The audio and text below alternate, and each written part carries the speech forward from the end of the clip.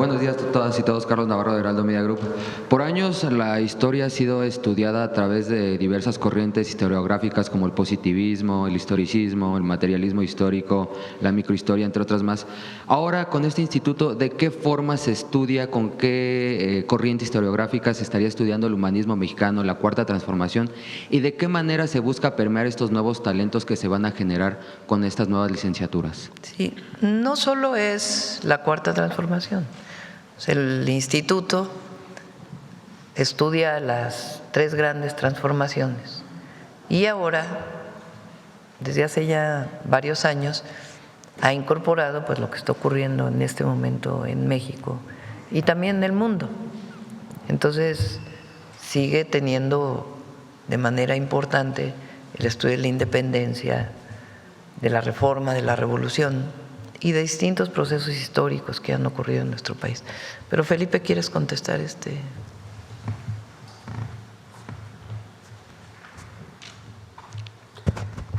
Sí, en el INERM hemos promovido la investigación, la divulgación de la historia desde una perspectiva distinta. Generalmente la historia ha sido una historia masculina, una historia de hombres poderosos, una historia desde el poder, desde el Estado, y desde la administración anterior del presidente López Obrador y también ahora bajo el gobierno de la presidenta Claudia Sheinbaum Pardo, lo que nosotros hemos estado promoviendo desde el INERM es una narrativa histórica que pone en el centro a los actores colectivos, a los sujetos sociales, a las comunidades indígenas y afrodescendientes, a las mujeres, a las infancias, a las luchas campesinas, las luchas obreras, magisteriales, estudiantiles.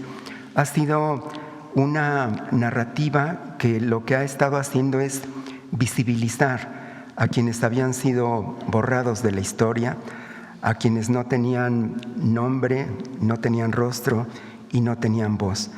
Es una historia que pone énfasis en los procesos colectivos como procesos de luchas, de avances, de resistencias por construir sociedades más equitativas, más justas, más incluyentes, más democráticas. Y en particular la historia de México la hemos visto como esta historia de la lucha del pueblo mexicano que tiene sus raíces más antiguas y profundas en nuestras comunidades indígenas originarias que resistieron la invasión española, que lograron defender a sus comunidades, a sus culturas, a sus tradiciones y que permanecen en la actualidad.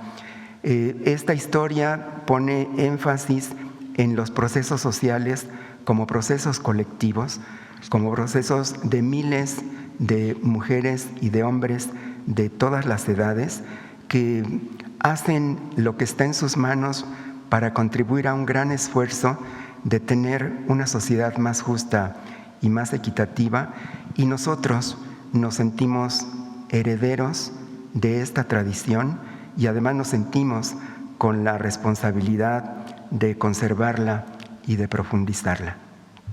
Gracias. Presidenta, en otro tema sobre el Mundial, pues después de 40 años México vuelve a ganar un partido de eliminación directa. En la historia de los Mundiales solamente 3 selecciones han ganado 4 partidos consecutivos sin recibir gol, el Brasil del 86, Italia 90. Parece que esta generación llena de jóvenes pues ilusiona, ¿no? Y dirían en redes sociales, ¿y sí? ¿Cómo ve esta situación, Presidenta? Bueno, primero felicidades a la selección, porque la verdad fue un gran juego, de primerísima, pues. Hay quien le gusta decir, y si hubieran hecho esto, y si hubieran hecho aquello, pero dieron todo en la cancha y con un profesionalismo excepcional. Y es un orgullo para todas y todos los mexicanos. En el primer triunfo de la selección yo dije, es que al que no quiera México le va a ir mal, de dentro y de fuera, porque nuestro país es algo extraordinario. Y algo muy bonito es el orgullo de ser mexicanos, el no sentirnos menos que nadie, al contrario, el poner al frente nuestra historia, nuestros valores, la manera en que convivimos, la manera en que recibimos al mundo entero. Entonces es un orgullo muy grande y es una alegría para todas y todos los mexicanos. A algunos no les gustará, pero serán los menos. La gran mayoría estamos muy contentos, alegres, felices y esperando otro triunfo de la selección. Pues prácticamente México ya cierra su mundial. El partido del domingo es el último que se va a jugar en suelo mexicano. Ya depende si hoy avanza Inglaterra o la República Democrática del Congo. ¿Qué balance hace de estos partidos? Porque pues son más de 600,000 personas que estuvieron en los partidos de la selección. Y también un mensaje interesante, Presidenta, los marroquíes se fueron muy felices por el apoyo que tuvieron en Monterrey. Incluso el mismo técnico de Marruecos les dice, ahora nosotros les vamos a devolver el favor en el próximo Mundial porque se juega en Marruecos. Japón se sintió muy arropado. Los lazos con Colombia se fortalecen después de los partidos que tuvieron aquí. Los surcoreanos se fueron muy felices. ¿Qué mensaje se manda con eso? Bueno, la selección de Irán agradeció bastante por la hospitalidad y el apoyo que les dieron, a pesar de que fue pues un mundial complicado para ellos porque no se les dieron las condiciones de siquiera dormir en Estados Unidos. ¿Qué mensaje se da con esta hospitalidad de México y qué balance saca de que bueno, ya se acabó el mundial en México el próximo domingo? Fraternidad. Eso es lo que es el pueblo de México, fraternidad. Con nosotros mismos y hacia el exterior. Y la verdad no es por nada, pero el mundial se ha vivido en México. Poco hemos visto de las celebraciones en Estados Unidos o en Canadá. Realmente aquí es donde se ha gozado, recibido al mundo entero de manera muy especial.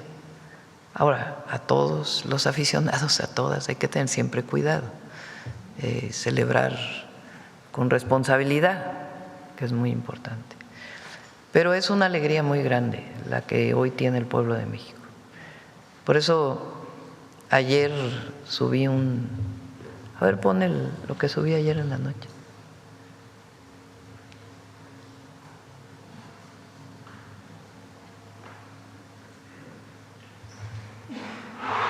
No, el texto, por favor.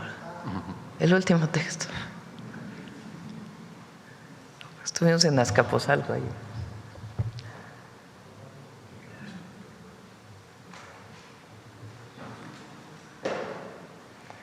Jugaron con el corazón, con el alma y con orgullo.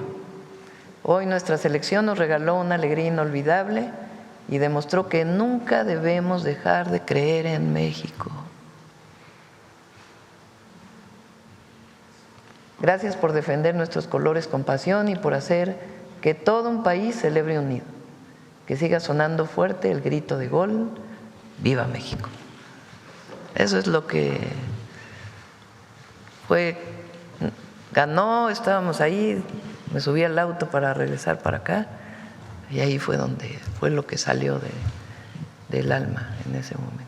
Presidenta, y en otro tema, entonces para que quede claro para los mexicanos, para todo Norteamérica, el titular del Ejecutivo en los Estados Unidos no puede terminar de tajo el TEMEC, sino que es un proceso a largo plazo de 10 años. Sí, si quisieran terminar de tajo tendría que pasar por el Congreso. Hay que recordar que el tratado pasó por los 3 congresos, Canadá, Estados Unidos y México. Es una ley, digamos. Entonces, si quisiera salirse por completo, tendría que pasar por el Congreso. Ahora, si el presidente Trump, por las razones que todos conocemos, porque ayer ya estaban diciendo que si la presidenta, que si… Lo mismo está viviendo Canadá que México en este momento relacionado con el tratado, por una visión económica pues, más proteccionista del presidente de los Estados Unidos. Si el presidente de los Estados Unidos no hace una carta diciendo que quiere extender durante 16 años, empieza un proceso de revisión. Pero el tratado sigue por los próximos 10 años. Y ese proceso de revisión, conforme está escrito en el tratado, pues se realiza año con año. Ahora, ¿qué característica debe tener ese proceso de revisión año con año?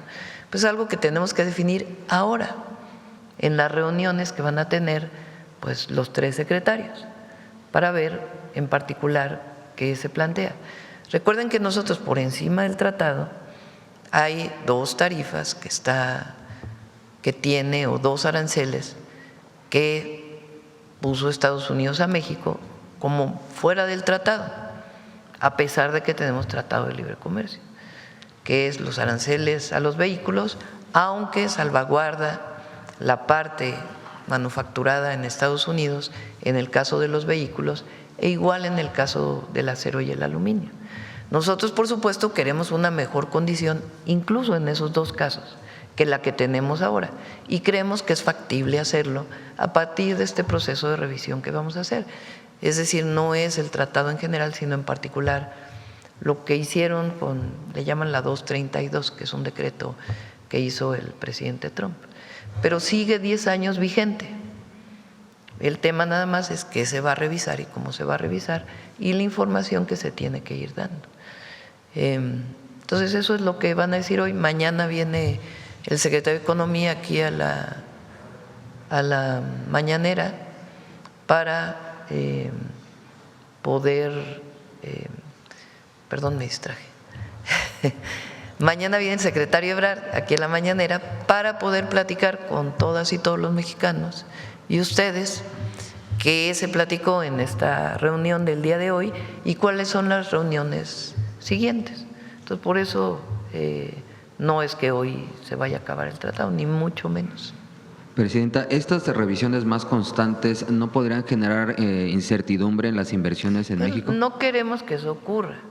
Entonces, por eso México ha puesto todo de su parte, siempre con los límites evidentes que tenemos para garantizar el desarrollo de nuestro país, los empleos y las empresas también, siempre sin ceder cosas que no podemos ceder, desde la soberanía hasta otras medidas que nos han pedido que pues no podemos nosotros ceder, pues porque tenemos nosotros también que poner en primer término la economía de las familias mexicanas. Pero hay conversaciones y estamos trabajando en ello y por lo pronto todo aquello que está en este momento vigente sigue vigente, todo sigue vigente. ¿Hay plan B en este caso, Presidenta? No queremos todavía pensar en ello, vamos a esperar a la reunión de hoy y a cómo se plantean las siguientes reuniones. Y vamos a estar muy pendientes como lo hemos estado hasta ahora. México ha conseguido, dentro de todas las circunstancias, una muy buena posición frente a otros países y queremos que esa posición se mantenga. Pero además hay algo muy importante, el tratado le beneficia a Estados Unidos. En primer lugar, le beneficia a las y los estadounidenses porque reduce los precios de los productos. Por ejemplo, los automóviles. Se ha incrementado mucho el valor de los automóviles nuevos y usados, entre otras razones por los aranceles que tenemos. No es automático que todo se pueda fabricar en Estados Unidos, porque como aquí lo explicamos, hay cadenas de producción que van y vienen. Entonces se generan empleos en México, pero también se generan empleos en Estados Unidos y también se generan empleos en Canadá. Entonces, mantener el tratado y reducir las tarifas ayuda al pueblo de Estados Unidos para disminuir precios y para poder tener accesibilidad a muchos de los productos. Entonces, pues es algo que hemos venido manifestando y además, una de las visiones es que como Norteamérica, los 3 países, podemos competir mejor juntos frente a otras regiones del mundo. Eso lo hemos mantenido siempre. Entonces, vamos a seguir trabajando en ello y ver en qué cosas podemos seguir avanzando. Entonces, por lo pronto las cosas quedan como están y hoy es la reunión y mañana informamos cómo fue esa reunión. Muchas gracias, buen día a todas Gracias. y todos. Vamos, a ver. Buen día, Presidenta. Manuel Pedrero, de Reporteros MX. No me levanto para no obstruir el tiro de las cámaras.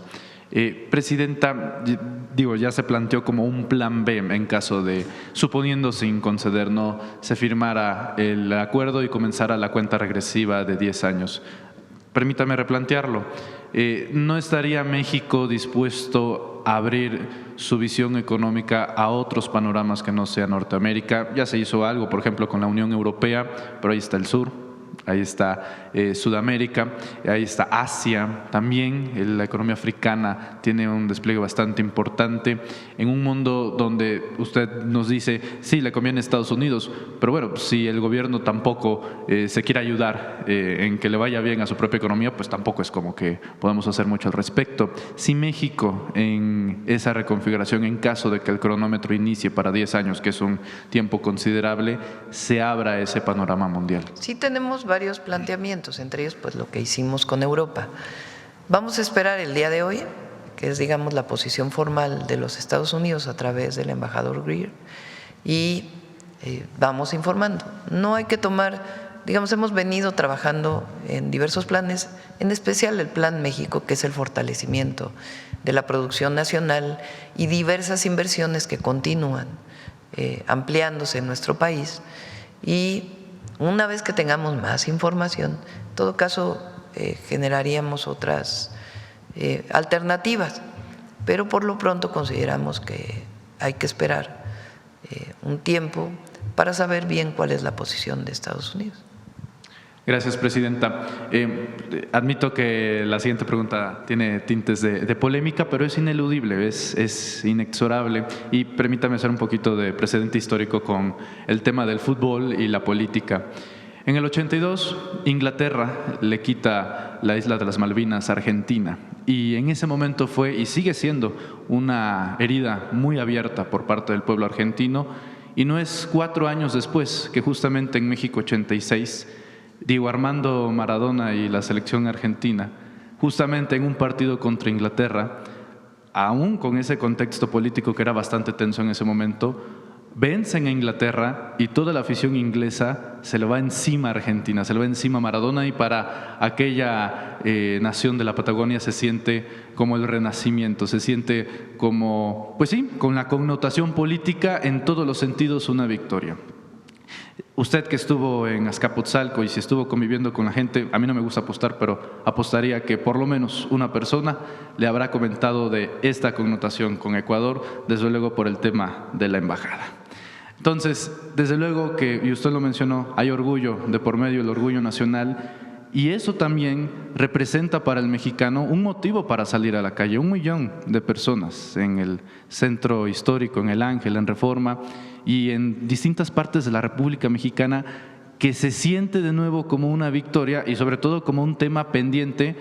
Y al mismo tiempo aprovecho para preguntarle si ha habido alguna actualización, porque desde que el entonces presidente López Obrador en abril del 24 comentó que se iba a meter una denuncia en la Corte Internacional, pues hasta el momento, hasta donde sabemos, no ha habido respuesta de aquel episodio diplomático, bueno, que de diplomático no tuvo nada, Presidenta. Sería esos 2 aspectos, lo que representa para la población, siendo usted jefa de Estado en este momento, y la situación jurídica del episodio.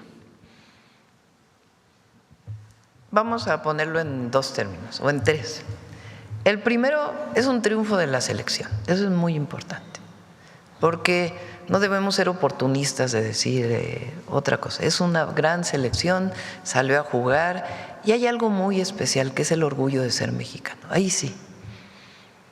Y eso es lo que vivimos hoy en México, no se vivía en otras épocas. Yo acabo de cumplir 64 años, siempre hemos sido orgullosos y orgullosas de ser mexicanos, pero hoy es algo muy especial lo que se vive. Pero es un triunfo de la selección y hay que ponerlo en ese justo término, y la alegría que los 26 jugadores, son 26, ¿verdad?, le han dado al pueblo de México. Ahí hay que dejar en esa parte. Ahora, en primer lugar, se vive una enorme libertad en el país. No podría haber 1 millón de personas celebrando si no hubiera libertades. Entonces, esta idea que han querido decir que en México no hay libertades, que hay autoritarismo, que pues no podríamos estar viviendo lo que hemos vivido durante todos estos días si no hubiera libertades en el país. Y democracia. ¿Algún teléfono por ahí? Libertades y democracia, que es muy importante. Y ese es el clima que se vive en México. Si fuera un país autoritario que no permitiera que saliera a celebrar la gente, pues entonces estaríamos en otra condición. Aquí se vive un ambiente de libertad enorme, y particularmente en la Ciudad de México. Y eso hay que ponerlo en su justa dimensión. Ahora, ya el tema de Ecuador, pues qué bueno que ganó México. Vamos a ponerlo así. Podemos invitar al canciller para que pueda dar mayor información. Ayer leía de estos adversarios que no nos quieren nada, de la ultraderecha, que por culpa de nosotros no hay buena relación con países de América Latina. Así lo ponían, ¿no? Por culpa del gobierno de la transformación o de los gobiernos de la transformación, no hay buenas relaciones con América Latina. Entonces hay que recordar, México rompió relaciones con Ecuador porque Ecuador invadió la embajada de México en Ecuador. Las embajadas es como un pedacito de territorio de los otros países en ese país. La embajada aquí de Estados Unidos es como un pedacito del territorio de Estados Unidos ahí, o de la representación de Estados Unidos. Claro que es territorio mexicano, pero en ese lugar pues están las condiciones para reconocer que ahí es un lugar de representación del gobierno de los Estados Unidos en México. Igual que en Colombia, igual que en Brasil, igual que en Ecuador, igual que cualquier embajada. Y hay tratados internacionales que establecen cuáles son las características de tener embajadas y qué representación tienen y qué ocurre en esas embajadas. Recordemos que, se me olvidó ahorita el nombre de la persona que después detuvieron, Jorge Gras, busca asilo en México y entra a la embajada de Ecuador. Vicepresidente, busca asilo en la embajada de México en Ecuador. La tradición de asilo en México es muy grande, de hace muchos años.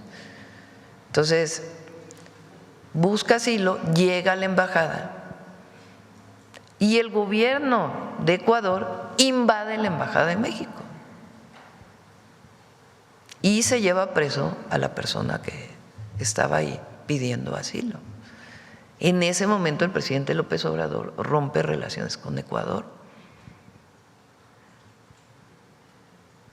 Y cualquier país del mundo hubiera roto relaciones si alguien invade su embajada.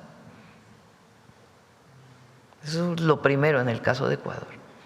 Y eso sigue, porque en primer lugar detuvieron a una persona dentro de la embajada. Es como si hubieran venido a México a detener a una persona sin ningún permiso. Entonces es muy grave lo que hicieron, muy, muy grave. Y por eso no hay relaciones con Ecuador. En el caso de Perú, Perú decidió que no hubiera relaciones con México. Esa fue una decisión de Perú por un posicionamiento que hicimos de que nos parecía injusto que estuviera detenido el presidente Castillo. Entonces, por esa razón, Perú decide romper relaciones. Entonces, no tiene más que esa connotación. Nosotros no rompimos relaciones con Perú, ellos rompieron relaciones con México por un posicionamiento político. Correcto, pero con Ecuador, el estatus jurídico de esa denuncia, ¿sabemos dónde se encuentra? Vamos a preguntarle al canciller en qué estatus está y cuáles serían las condiciones, vamos a ponerlo así, lo platicamos en otra mañanera, para que pudiera restablecerse la relación con Ecuador. El propio Noboa lo ha planteado. Sí, pero no es así nada más de que pues ahora regresamos a relaciones. Tiene que haber varias consideraciones y esas las platicamos en algún otro momento. Para finalizar, Presidenta, habla usted del 1 de julio y el aniversario de los 8 años. Aquí, con mucho respeto, pero también con honestidad, ha existido mucha problemática para que la comunicación de esta idea de la 4T permee sobre todo en las juventudes, no en referencia al aniversario de la llegada, sino a lo que sucederá mañana en el aniversario del 2 de julio, 20 años del fraude electoral de 2006. Y como usted ha mencionado en otras ocasiones, muchos de los que nacieron en 2006 para este punto tendrán 20 años. No lo conocen, no lo saben, tampoco padecieron o tienen noción de sus consecuencias. Y el status quo que conocen pues es justamente los gobiernos del presidente López Obrador y ahora el de usted. Esto es interesante porque aquellos que cometieron el fraude electoral, los que participaron, Vicente Fox, Felipe Calderón, Luis Carlos Ugalde, y muchos de ellos que incluso quedan en residuos y ahora siguen de manera activa participando en la política como Somos México, son los que quieren plantear pues la contrapropuesta ideológica del proyecto de nación que emplaza a su gobierno. De hecho, pues también ya ha quedado como en lo etéreo dentro de las nuevas generaciones, se lo digo porque así lo veo entre mis contemporáneos. Por ejemplo, el discurso de el desafuero de Andrés Manuel López Obrador, que lo más que se suele recordar es justamente el final, ¿no? Que por cierto es una cita directa que hace el presidente Benito Juárez a Maximiliano, cuando Maximiliano lo invita a formar parte del imperio y Juárez le responde que a él y a Juárez lo va a juzgar la historia. De manera que dos cosas: cómo justamente contagiar, enseñar, heredar, porque está quedando, se lo insisto, como en un plano bastante superficial estos eventos históricos que tuvieron consecuencias, que tuvieron guerras contra el crimen organizado donde murieron muchas juventudes y ahora se siente dentro de esos grupos juveniles hasta nostalgia por algo que no llegaron a conocer, Presidenta. Bueno, primero, de las encuestas que nosotros hemos hecho o que salen incluso que no hacemos nosotros y que salen publicadas, en los jóvenes la aceptación que nosotros tenemos es de más del 55%. Puede ser un poco menor que en los adultos mayores, pero es una aceptación por encima de la mitad de la población, jóvenes de 18 a 29 años. Entonces, no es tanto que no haya aceptación por parte de los jóvenes de nuestro gobierno. Quizá hay un sector de los jóvenes que no vivieron todo el proceso, como bien tú dices, y que están esperando otras acciones por parte del gobierno o no tienen suficiente información de lo que pasó. Entre otras cosas, porque hoy la información se produce de una manera muy distinta a la que por lo menos hace 10 años se vivió. Si bien hace 10 años había redes sociales, no tenían el impacto en la información que tienen hoy. Seguían pesando muchísimo las televisoras o la radio. Hoy las redes sociales tienen un impacto mayor y la manera de comunicar en redes sociales es lo que no comunicas en 30 segundos ya no se ve. Entonces es muy importante seguir promoviendo primero la educación de 15 a 18 años y sustentar esa educación, aunque sea tecnológica, en el reconocimiento de la historia de nuestro país y también acostumbrar a las y a los jóvenes a leer y a la comprensión de esa lectura para que se pueda conocer en más de 30 segundos y podamos atraer nuevamente a una forma de entendimiento de la realidad que es mucho más compleja que lo que se puede comunicar en 30 segundos. Entonces, por un lado es eso. Y por el otro, este instituto y la manera de comunicar o cómo comunicar la historia, pues es muy importante. El otro día estaba en una reunión muy grande de servidores de la nación y les preguntaba cuántos años tienen, y muchos pues tienen 30 años. Entonces, vivieron el fraude del 2006, pues eran muy chiquitos. Entonces, pues hay que recordar lo que fue ese periodo. Y por eso lo estamos recordando permanentemente, porque si no se puede dar la idea de que lo de antes fue mejor. Y no, es como este nuevo partido que impulsa el viejo régimen, porque eso busca, ¿no? Regresar al viejo régimen. Ese es el objetivo, es un nuevo partido de viejos que regresan al pasado, porque eso es lo que buscan, regresar al pasado. Y ahorita ya están ahí escribiendo en su Twitter, me imagino. Ya no se dice Twitter, ¿verdad? En su X. Pero es eso, en realidad, porque nada más hay que ver quiénes lo conforman. Entonces, hoy hay que estar contentos, alegres, pero es muy importante recordar lo que pasó en todo el periodo neoliberal. Muy importante. Fueron 36 años de entreguismo, de gobernar para unos cuantos, de empobrecimiento del pueblo, y donde no hubo democracia. Es falso que hubo democracia en ese periodo. Y tan solo, porque hay muchos fraudes electorales en ese periodo. En la presidencia, pues fue el del 88 con el ingeniero Cárdenas, el del 2006 con el licenciado, el presidente López Obrador, y el 2012 que fue la compradera de votos. Pero hubo fraudes en los estados, hubo fraudes en los municipios. Tan solo en el periodo de Salinas, no sé cuántos gobernadores tuvieron que dejar sus cargos, porque no podían acabar por haber llegado con fraudes electorales. Entonces, fue el periodo del fraude electoral, de la antidemocracia.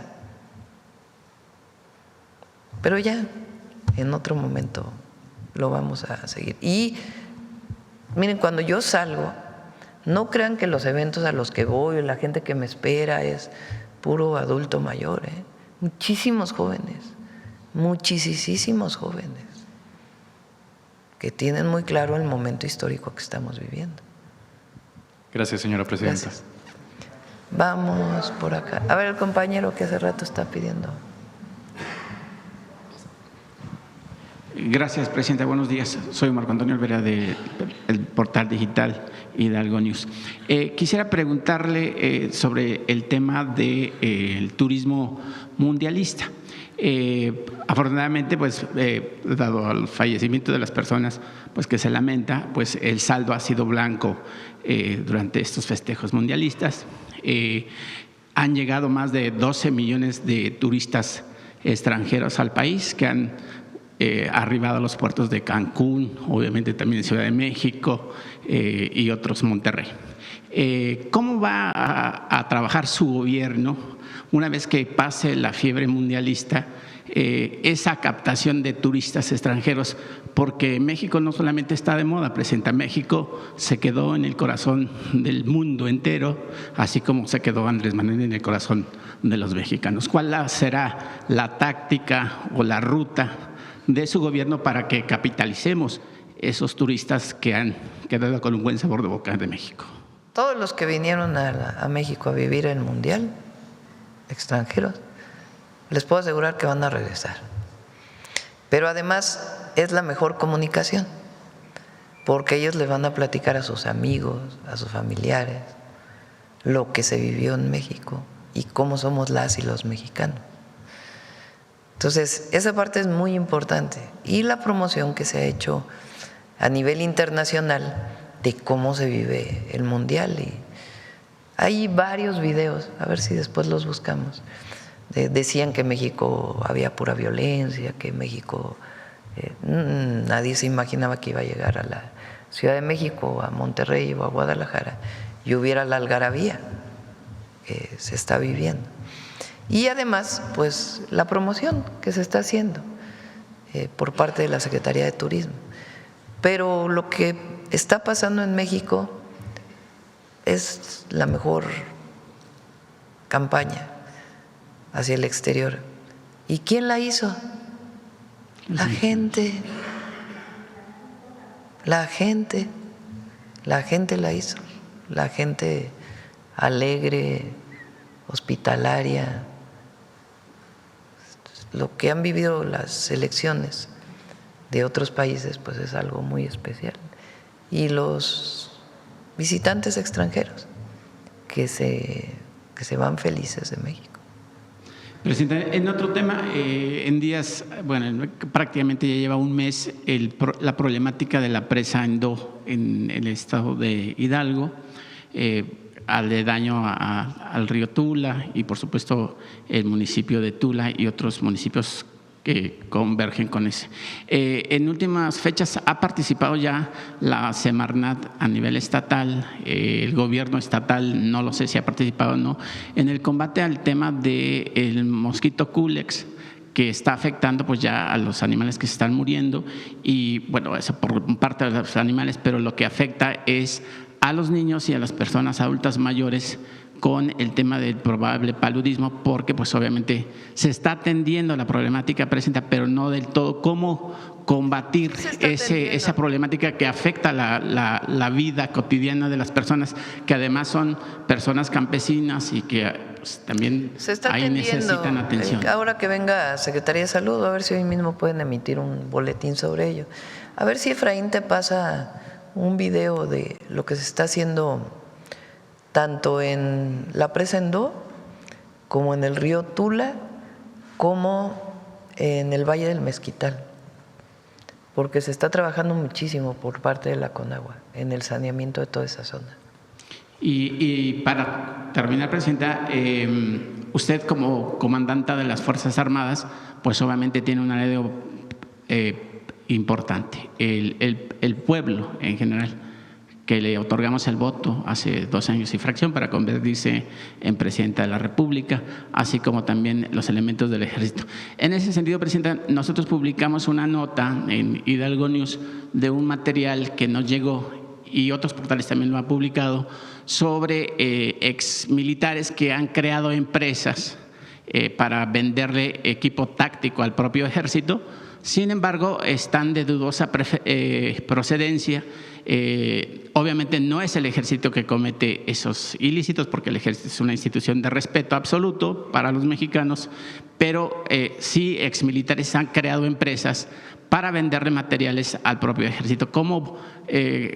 No tengo esa información. Le puedo dejar ahí la información y usted si lo puede. Y la verdad es que la manera en que contrata la Defensa Nacional es transparente, buena. No hay un negocio que se establezca en esas contrataciones. Entonces, pues que también la Secretaría de la Defensa sobre este tema. Pero la verdad hay mucha pulcritud en todo lo que se hace. Hay periódicos, o no son periódicos informativos muchos de ellos, sino son panfletos de propaganda de la derecha, la verdad, que se han dedicado últimamente a criticar a la Defensa Nacional. Todos los casos que se ha publicado algo, por ejemplo en Reforma, en todos los casos se ha respondido, en todos. Por eso el derecho de réplica, que por cierto hoy sí viene en la tarde Luisa María, pero en todos los casos se responde, informando realmente lo que ocurrió con una licitación, con alguna contratación. Es decir, no hay opacidad en la información, ni mucho menos. Y esto que tú planteas, pues que se informe por parte de la defensa si es que ocurre algo de este tipo. Ok, gracias. Ahora, es importante cuando un elemento de la Defensa Nacional ya llega a la edad de retiro, es un civil, digamos. Claro que puede ser llamado para distintas tareas, pero ya puede desarrollar otras tareas. Pueden poner una empresa, tienen derecho a hacerlo. No es que esté prohibido que un general retirado ponga una empresa para tener algún apoyo adicional más allá de su pensión. Entonces no es que esté prohibido. Ok, gracias, buen día. Sí. Vamos para acá. A ver, la compañera. Hola, buenos días, Presidenta. Yanara Alcántar, del Laboratorio de Periodismo y Opinión Pública de Guanajuato. Presidenta, el pasado martes 23 de junio fue asesinada la buscadora Patricia Negrete Tafoya, integrante del colectivo Una Promesa por Cumplir, cuando salió de su trabajo en el Hospital Regional de Pénjamo, en Guanajuato. Mientras organismos nacionales e internacionales han expresado su solidaridad y la exigencia de una investigación pues minuciosa que no descarte su labor como buscadora, en contraste, el gobierno de Guanajuato ha guardado silencio y se ha anticipado en declaraciones del secretario de Gobierno a que el homicidio fue por un tema personal, aunque la Fiscalía no ha concluido la investigación. Presidenta, quisiéramos conocer qué opinión le merece esta posición del Gobierno del Estado frente a este crimen, que se suma en una entidad que hoy pues es la más letal para las personas buscadoras, y saber si el Gobierno federal está interviniendo en el caso con la familia y de qué manera, y en su opinión qué está faltando por hacer en la protección particularmente a las mujeres buscadoras ante este tipo de hechos. Muchas de las personas buscadoras, familiares de personas desaparecidas, tienen protección, lo tienen que solicitar y se hace, como en todos los casos, un análisis de riesgo y a partir de ahí se determina si requieren alguna protección. Muchas veces también son apoyados por la Comisión de Víctimas de distintas formas. Ahora, una parte, y eso sí es importante, porque nosotros nos coordinamos con todos los gobiernos de los estados, independientemente de qué partido provenga, particularmente para el caso de seguridad.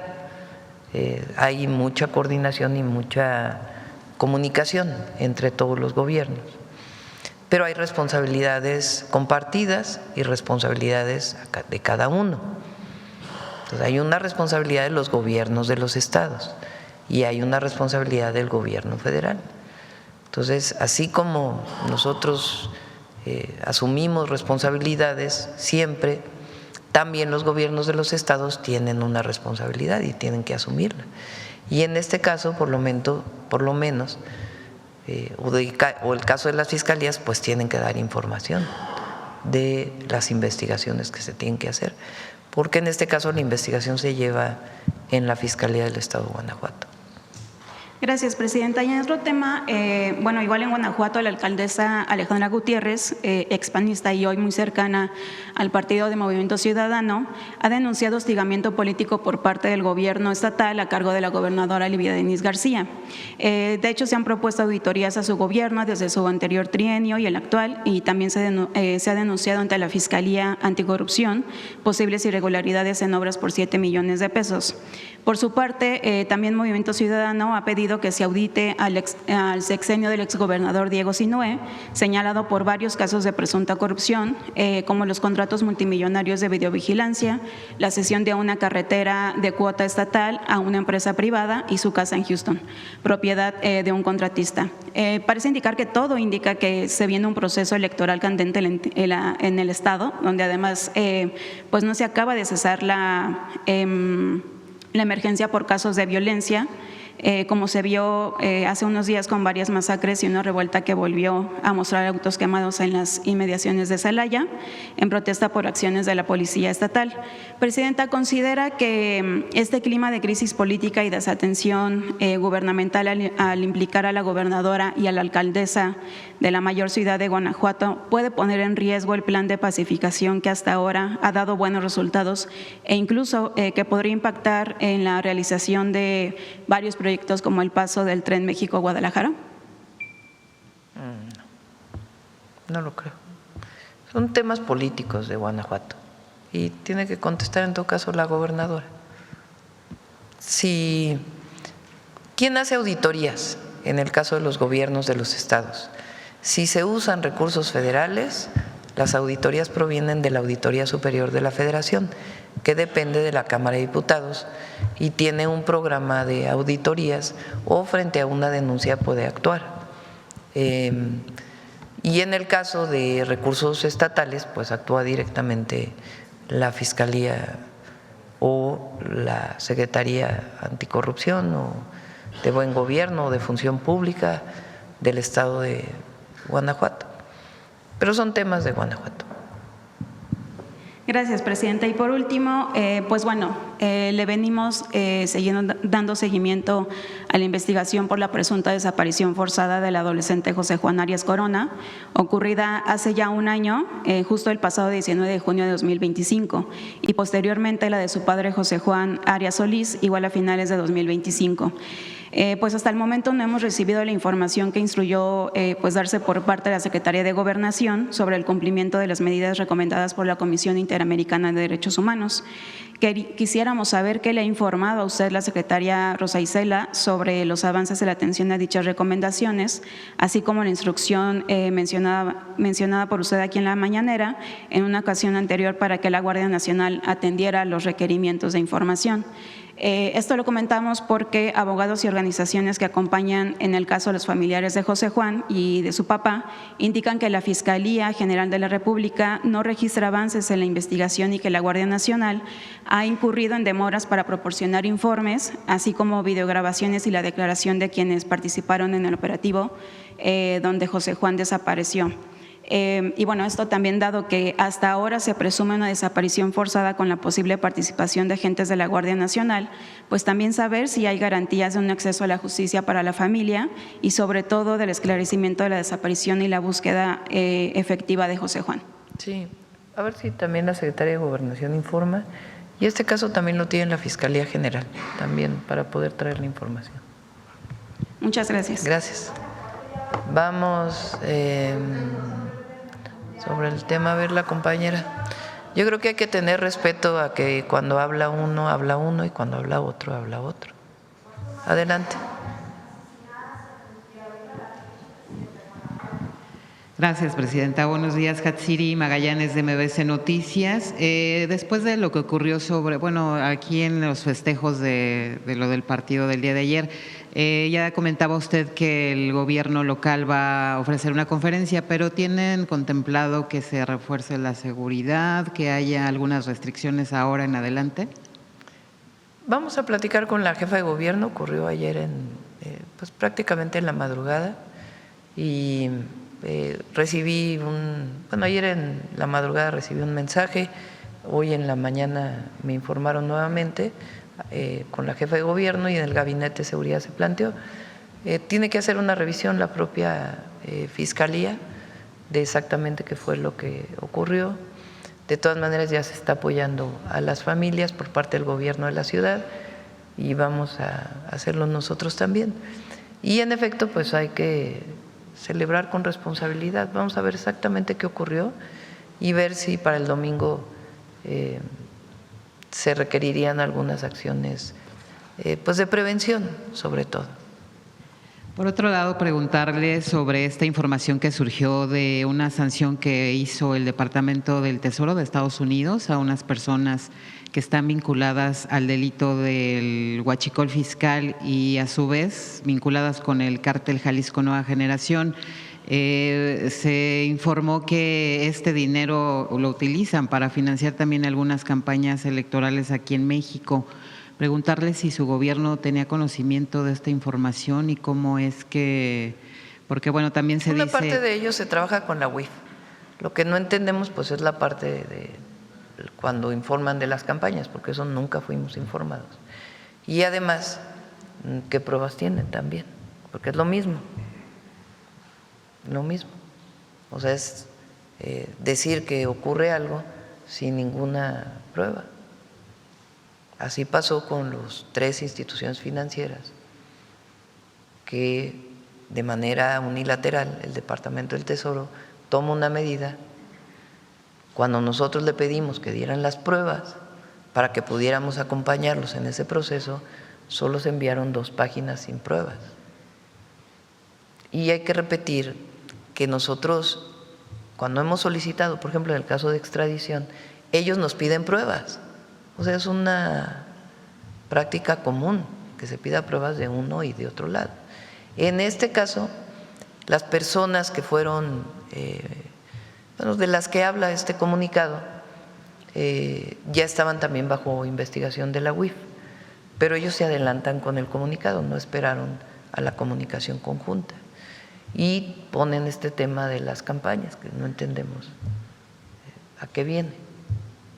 Sí. Así lo digo muy francamente. Sobre el tema… Entonces, pero es muy importante, nosotros debemos aquí en la mañanera, les debemos a ustedes y a todos los que nos escuchan, todo lo que hemos hecho para reducir sustancialmente el llamado huachicol fiscal, o se puede hablar también de contrabando de combustible, que son muchísimas medidas administrativas, de vigilancia en aduanas, medidas del SAT, detenciones que ha habido por parte de la Fiscalía General de la República, todavía siguen en investigación muchas carpetas o tienen muchas carpetas de investigación que todavía están buscando las pruebas para poder solicitar las órdenes de aprehensión. Entonces se ha hecho muchísimo para disminuir el contrabando de combustible y de hecho ha bajado. La mejor prueba pues es que están subiendo las ventas de Pemex, incluso también las ventas de los privados. Entonces se ha trabajado mucho y también incluso en congelamiento, le llaman de otra manera en la UIF, pero congelamiento de cuentas. Entonces se ha hecho muchísimo trabajo y esto se estaba analizando conjuntamente, nada más que pues deciden adelantarse. Sí, es que decían que era contrario esta información que surgía con lo que usted mencionaba. Bueno, su gobierno ha dicho, ¿no?, que ha bajado ya este delito de huachicol. No, claro que ha bajado y tenemos las pruebas y lo vamos a mostrar aquí. Y la mejor forma de verlo pues es el incremento de ventas de Pemex. Es la mejor manera de verlo. Gracias, presidenta. Y ya preguntarle del tema de las lluvias, ¿ya se están implementando acciones por parte de su gobierno? Sí, la Coordinación de Protección Civil, Laura Velázquez. Vamos a invitar aquí también a algún experto que hable sobre las lluvias que va a haber este año vinculadas con el fenómeno del Niño y también lo que está haciendo Laura. Laura ya instaló incluso centros de, ¿cómo le llaman? ¿De prevención? ¿Perdón? No, son centros de mando para poder atender las, no se llaman exactamente centros de mando, pero eso es lo que hacen. Se coordinan todas las instituciones, se instala un puesto de mando, así se llama, para los fenómenos meteorológicos que puedan afectar. Ya ella personalmente está yendo a los estados a informar a los gobernadores de cuáles son las previsiones para este año, qué se espera, y ya están instalados 8 puestos de mando en distintos estados del Pacífico para poder atender cualquier circunstancia que pueda venir y tener muy claro la alerta a la población. Bien, gracias, presidente. Sí. Bueno, yo creo que ya cerramos hoy, ¿no? Sí, ya. Vámonos. Mañana viene Marcelo para platicar sobre la conversación del día de hoy y de nuevo muchas felicidades a la Selección Nacional. Y hoy en la tarde, derecho de réplica. Gracias a todas y a todos. Vamos a ir a Michoacán. Vamos a ir a Michoacán y probablemente todavía no es… Todavía hoy estamos revisando a Durango, porque va muy avanzada ya la presa del Tunal 2 y vamos a hacer una supervisión. Gracias. ¿A qué hora es el partido? Ah, sí, seguro. Pues no sé, a lo mejor vamos también a otro lugar. ¿Batallaron? Es que lo decidimos en el último minuto, estábamos… Vamos, no vamos. Y les avisamos con tiempo. Ahí nos ayudas, Belmont, para poder avisar con tiempo. De todas maneras, llegaron todos prácticamente. Sí. Bueno, gracias, buen día.